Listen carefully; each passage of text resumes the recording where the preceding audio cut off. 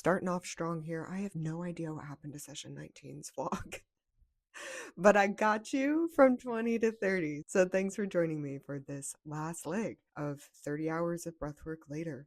It's been an incredible experience, and I can't wait to share with you all that came forth in these final 10 sessions. All right, I've gone a little rogue. This is session 20, 21, and 22, but here's the thing. I did them all on the same day, and it was awesome.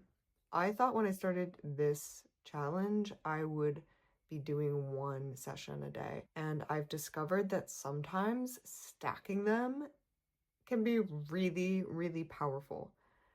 To clarify though, these 3 sessions, I did split up into 2 different parts, one in the morning and then one in the evening. And they were much more gentle. So I was not breathing in a super big activated way 3 sessions in a row, in which case I would almost recommend you have a facilitator there with you during that kind of an experience. These sessions, however, for me, played out like this. I was traveling on the bus to Bristol from London. It's about 2 hour and 45-minute bus ride, okay? I did the sessions on the bus ride there, 1 in the morning, and 2 sessions on the bus ride back. So fully in public, meditative breath work, it's possible. Have I ever done it before? No. Was it awesome? Yeah, it was great. So that you have it in your mind, because I know some of you are going to ask, what did that look like? I was just doing a very soft physiological sigh. So again, double inhale through the nose, long, slow exhale through the mouth.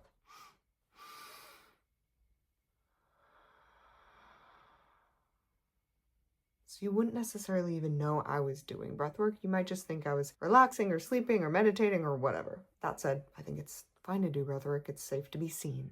You do you, boo. What brought me into this? It wasn't my plan. But I woke up in the morning with a really bad headache. And then when I got on the bus at like 10 a.m., I was really nauseous, like really nauseous. And I just thought maybe it was something that I ate the day before, but I was like holding my head, breathing slowly anyway on the bus, being like, you will not barf on the bus. Hopefully this doesn't get worse. And I just thought, you know what?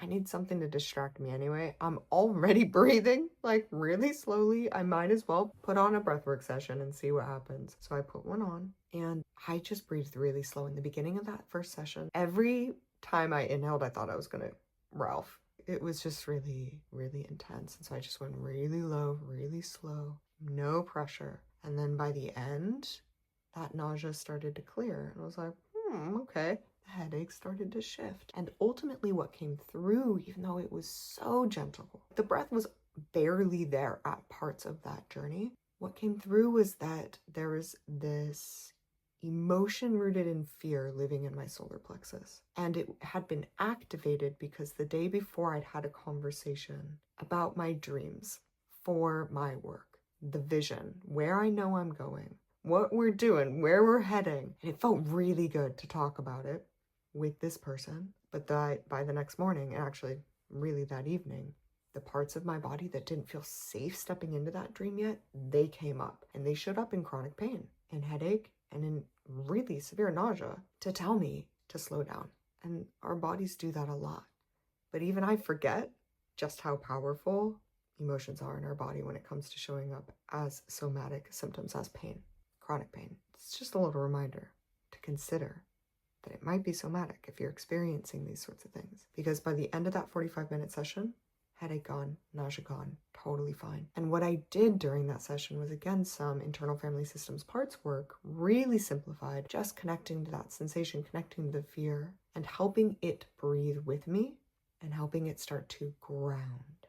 Helping it start to ground in some words that I noticed were triggering for it. And a lot of that was around money, and there was some self-doubt in there as well. So if the word doubt pulled up anxiety in my body, we breathed until that word, as I said it in my internal world, my inner world, no longer freaked that part out. And we found a little bit more safety. Then I went and got my hair cut. I don't know what we're doing with it yet. I haven't figured out how to style this thing. And then I had to run as fast as I could to the coach station because I put the wrong station into my maps, and it was a 20-minute walk away from where I was. I had 10 minutes to get there, and I booked it. I showed up sweating, face red. I was like a bursting tomato. And I got lucky because all the way in the back of this coach was one seat without anybody in it. So I didn't have to sit next to anyone. I think they got lucky. I didn't have to sit next to anyone as I fanned my face. And after I cooled down and got a hold of myself, I just thought, you know what? It's 5 o'clock at night.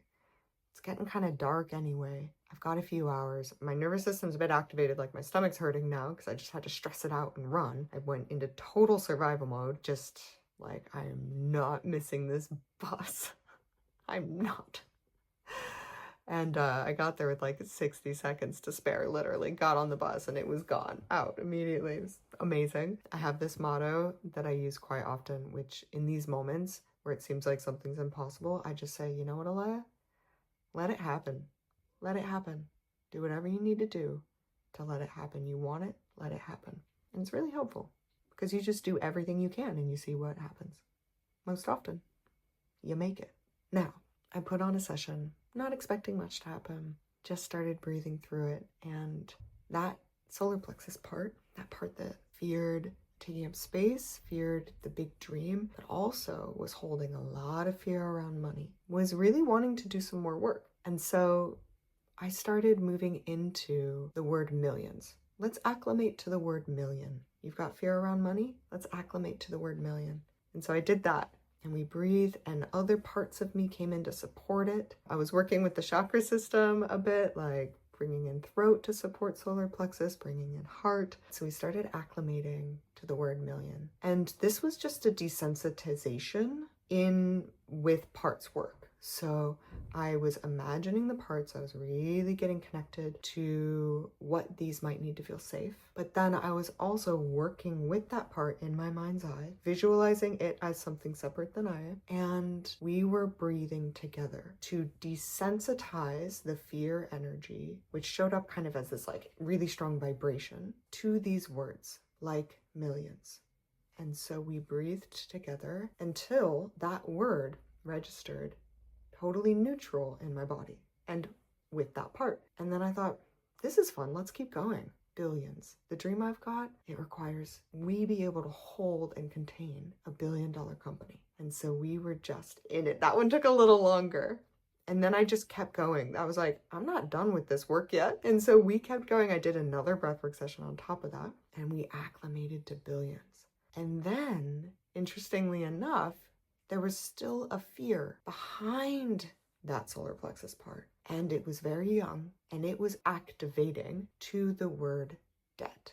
It really had this strong fear response, which for me feels like kind of electricity, like up my stomach, to the word debt. And it was a part that really believed, you know what, I always saw my parents struggling with money. And anytime they took loans from friends or family, there's often resentment and conflict that occurred. And so debt became emotionally unsafe.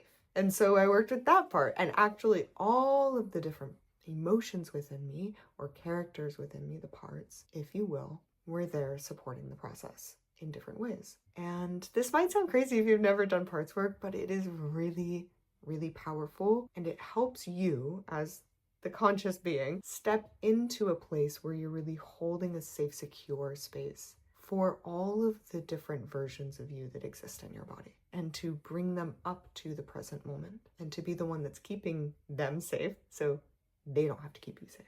That's all I'm going to say about it for now. And so then we dissolved the activation around the word debt, and really around this idea of like, you know what, if you're going to step into these dreams of building these incredible companies, that will always be a part of it. We need to shift the emotional energy around that. You know, you're going to have paychecks, you're going to have invoices, you're going to have vendors, you're going to have projects, you're going to have credit and debts, and like that's just a part of life, and it can be safe and it can be emotionally neutral. Ooh, we breathe through that. And again, even though I was doing a really low and slow breathwork pattern, it was so good to just be with the music.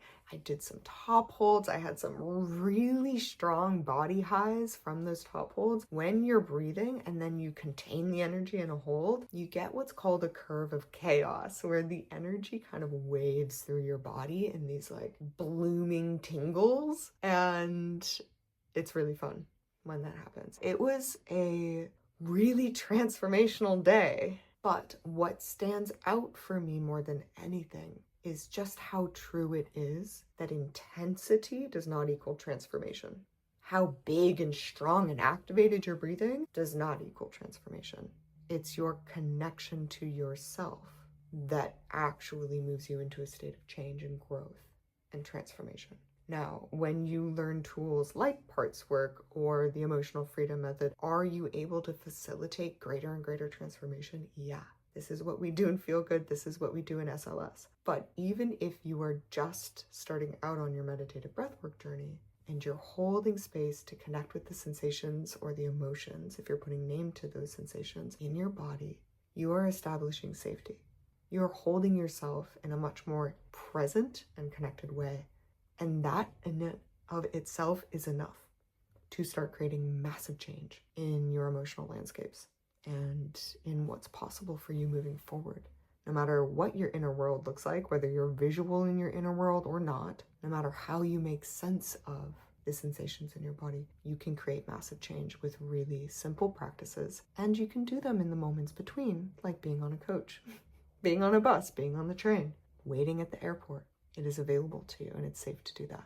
So adapt your breathwork session. Adaptation is the name of the game in this moment. And I learned just how possible it is to adapt these meditative sessions in my practices that day. So I will see you after session 23. It's really late. I just finished session 23, and here's what was interesting about it. I was quite tired. But two things came up. One, in the beginning of the session, it was breathwork for calm during chaos. I was invited as the breather to observe chaos and peace in my system and to soften to both of those things. And then to observe chaos and peace out in the world and to soften to the both of those things occurring. And really, the idea, the invitation is acceptance, right? And what struck me was that I had no problem identifying ways in which I feel like my life has chaos in it, things that feel stressful or cluttered or disorganized or not going the way I want them to go. And I can identify peace as well. But when I looked out in my mind's eye into the outside world, I couldn't actually identify anything that felt like chaos because I really believe that humans are just being humans, even in the violence and the madness and the disruption and the frustration. I wouldn't call that chaos. I would just call that human. And as I recognized that, I was like, wow, how come I can't give myself that same permission to just be human, to have that same energy of acceptance and understanding and compassion and non-resistance towards myself? I'm going to need to sit with that a bit longer. It was really palpable, the difference in how I approach my inner world and my actions and the judgments I make of them versus how I approach the external world. So I need to do some Byron Katieing and let a lot of love in, I think, in that way, in how I evaluate what's occurring in my life, in my world.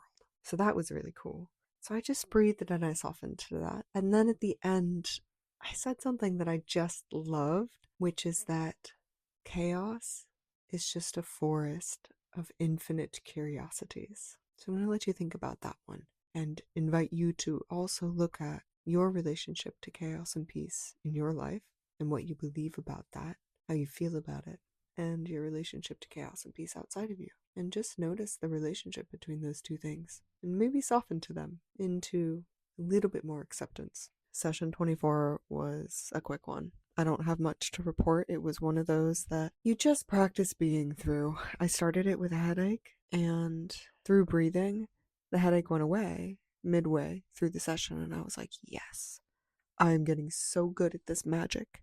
Watch me go. Look at me healing my somatic pain. Bada bing, bada boom. There, we did it. And yeah, as soon as I'd to finish the thought, basically, the headache came back by the end of session. And I went to sleep. That was pretty much it. And sometimes breathwork be like that. The point is to be able to be connected and at grace, compassionate, and in a non-judgmental state. Like your body always brings you what it's ready for when it needs most. And just allowing that is the healing. I've been doing these breathwork sessions very late at night. And actually, even if it's not late at night, just been wanting to go to sleep afterwards. And maybe that's because I'm at the end of my 30 days of vlogging. I'm nearing it. And so I'm kind of feeling that energy wrapping up. But I've got 3 updates for you from sessions 25, 26, and 27. And they all have a similar theme. This theme has been building in my life since July. Earlier in the year, I was really looking at what does it look like to take action from a place of love for myself and for my relationships as well. I've talked about that. But in July, what was invited in was the next step of that on an emotional and energetic level, which I see or know now to be true, I believe to be true, which is living from a place of pleasure. And I'm not just talking about sexual pleasure, I'm talking about pleasure in all of its forms, pleasure in being in the body and experiencing sensations and having thoughts and creating and really being delighted in your life.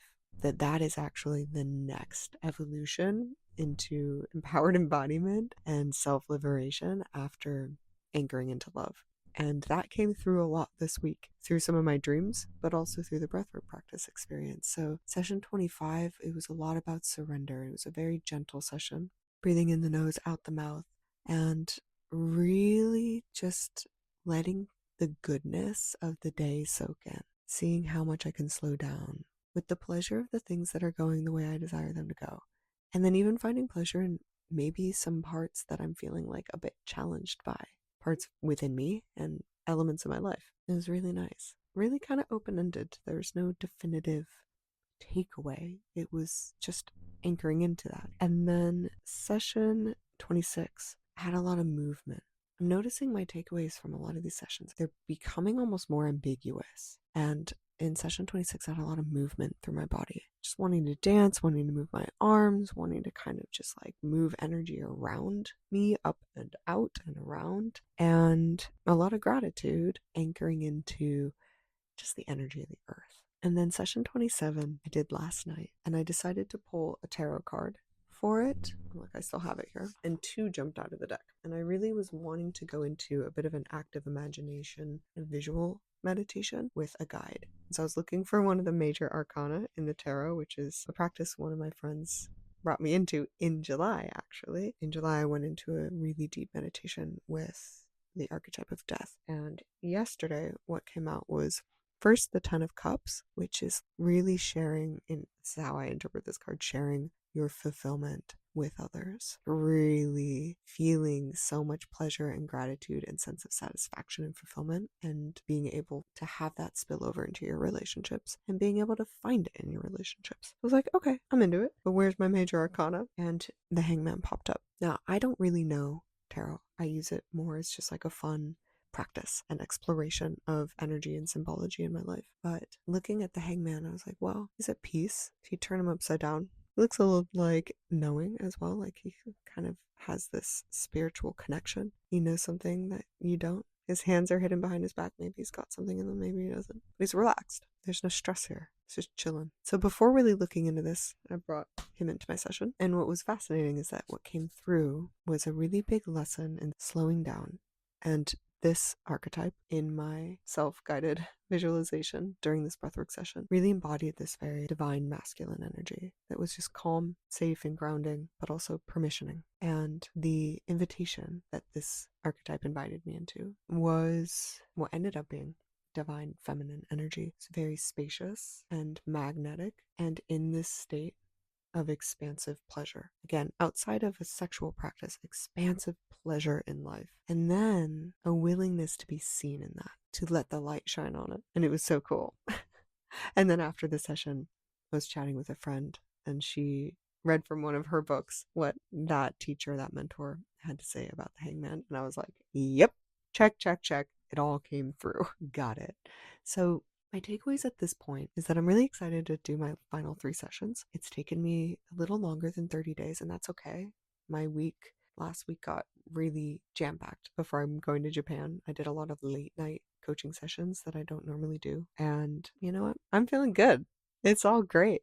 There is no hard and fast rules about what this breathwork challenge would look like if it were successful or not. There was no ability to fail it. I'm just showing up for these 30 sessions. So feeling good, really excited for my final 3. But what I'm noticing I'm doing now at this point in this journey is that I'm like practicing inviting in these really like high vibration energetic states. I'm practicing presence. I'm practicing love, pleasure, gratitude, appreciation. And I'm at this point in this practice, not trying to get rid of anxiety or process grief, right? Those are really amazing things to do. But at this point, practicing these energies that I want more of, simply because that's the practice that's finding me. I'm not intentionally trying to do this, it's just being called in. I can't quite feel the tangible results of it yet, but I know we're going in the right direction. It's a bit like the first week or two in the gym, doing squats, lifting weights. You might not notice that you're getting stronger, but then you have that point in time, maybe a month in, maybe 2 months in, where suddenly you're walking up a hill or going up a bunch of steps and you're like, oh my God, I'm not winded. Wow, I can really tangibly feel the results of that work, of lifting those weights, of building that strength, and of anchoring into this new state of being. And so I'm feeling in the first few weeks of that. It feels good. I know I'm practicing something really important. And I can't wait to see. I have so much curiosity around how this is going to play out in very tangible ways in my life. But I know we're doing what we need to do. And I wouldn't have found that without this practice. So it's been really expansive so far. I will see you in the final 3 check-ins. Sending you lots of love and the invitation to consider what it would look like to let others see you in pleasure, or if you're not there yet, to anchor into what it might be like to see yourself more fully in a state of really authentic, expansive pleasure in your life, a state of enjoyment, a state of peace, a state of ease, whatever energy is lighting you up most. What would it look like to see yourself in that more fully today? Session 28 went really quickly. It was one of those sessions where it's just very subtle and you're kind of just floating through the music and through the cues and through the breath. But then when I was reflecting back on it, I was like, I started this with a bit of a stomachache. I ate a little too much. I have a hard time when you're at the end of the plate and there's anywhere from like 3 to 5 bites left. Even when I'm full, I have a really hard time not just complete. I want to complete it, you know? I'm working on it. I'm working on just trusting my body, but I don't always do that incredibly well when it comes to this particular moment. And so, yeah, I took those last few bites, was overly full, almost didn't go into the breathwork practice because of it. I was like, I just want to go to sleep. I'm full. But then showed up, and by the end of the practice, the ache in my stomach was gone and soothed, and I slept better than I had, and definitely better than I would have if I hadn't done that practice. It was good. Session 29 flew by.